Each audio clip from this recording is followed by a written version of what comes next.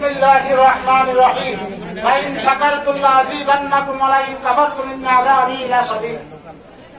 আলহামদুলিল্লাহ, ইসলামী আন্দোলন বাংলাদেশের কেন্দ্রীয় কর্মসূচির অংশ হিসাবে যারা আমাদের দেশকে স্বাধীন করার জন্য শাহাদাত বরণ করেছেন তাদের রুহের মাগফিরাতের জন্য ও দেশবাসীর কাছে এবং বর্তমান অন্তর্বর্তীকালীন সরকারের কাছে আমাদের 9 দফা দাবি আদায়ের লক্ষ্যে আজকের এই গণজমায়েতের সম্মানিত উপস্থিত নেতৃবৃন্দ, সাংবাদিক বন্ধুগণ, প্রশাসনের পুলিশ ভাইয়েরা ও আমার প্রান্তীয় সংগঠন ইসলামী আন্দোলনের পতাকাবাহী সহযোদ্ধা ভাইয়েরা, আমরা সর্বপ্রথম মহান রব্বুল আলামিনের দরবারে শুকরিয়া আদায় করছি যে দীর্ঘ আন্দোলন সংগ্রাম করে আমরা 25 সরকারের হাত থেকে দেশকে স্বাধীন করতে পেরেছি।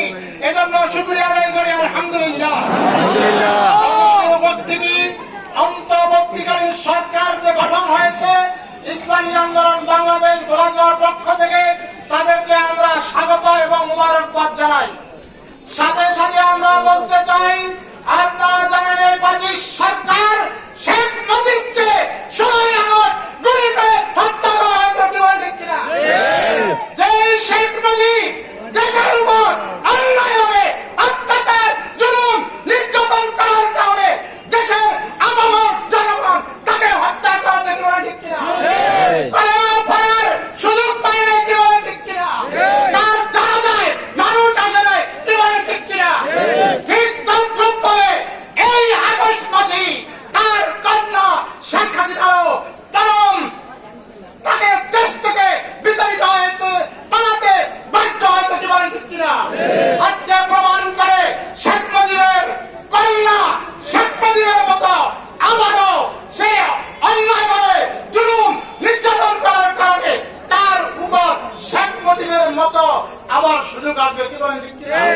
দেশের মানুষ যেভাবে শেখ মুজিবকে হত্যা করেছে, যদি শেখ হাসিনাকে 5 তারিখে পাওয়া যেত তাহলে দেশের জনগণ তাকে নিজের হাতে হাত দিয়ে, জুতা দিয়ে, লাঠি দিয়ে মারিয়ে হত্যা করত, ঠিক কিনা?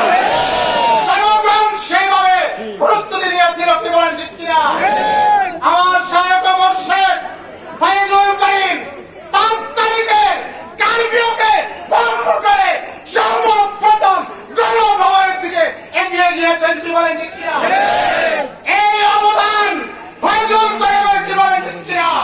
তাই তাকে বীর, মহাবীর পুরুষ হিসাবে উপাধি দেওয়া হয়েছে, আপনারা জানেন কিনা? হ্যাঁ, তাকে মহাবীর পুরুষ হিসাবে উপাধি দেওয়া হয়েছে, ঠিক কিনা? এজন্য আমরা আল্লাহর কাছে প্রার্থনা করি, আল্লাহ যেন ফয়জুল করিমের নেক হায়াত বাড়িয়ে দেন।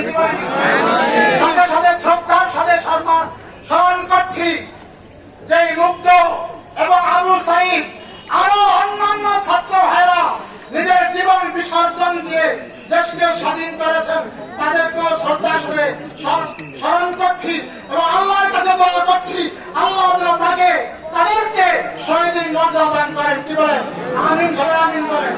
আর যে ছাত্র ভাইরা যারা পঙ্গু, অসুস্থ হয়ে বিভিন্ন হাসপাতালে চিকিৎসাধীন, তাদের জন্য দোয়া করছি আল্লাহ আপনি তাদেরকে পুরোপুরি সুস্থতা দান করেন। সাথে সাথে আজকে আমাদের দেশের যে প্রশাসনের পুলিশ ভাইরা আজকে মারা গেছেন তাদের জন্য আমরা দোয়া করছি। প্রশাসনের পুলিশ ভাই যারা মারা গেছে তাদের জন্য আমরা দোয়া করছি, কি বলেন, ঠিক কিনা? আর আজকে আমাদের যারা এখানে উপস্থিত আছেন সবার কাছে যাতে আহ্বান জানাবো, পুলিশ প্রশাসন যখন মাঠে নামবে আমরা তাদেরকে সার্বিক সহযোগিতা করবো, কি বলেন, ঠিক কিনা? তারা আমাদের শত্রু নয়, তারা আমাদের সেবক, ঠিক কিনা? এই জন্য তারা যখন মাঠে আসবে তাদেরকে আমরা সার্বিক সহযোগিতা করবো।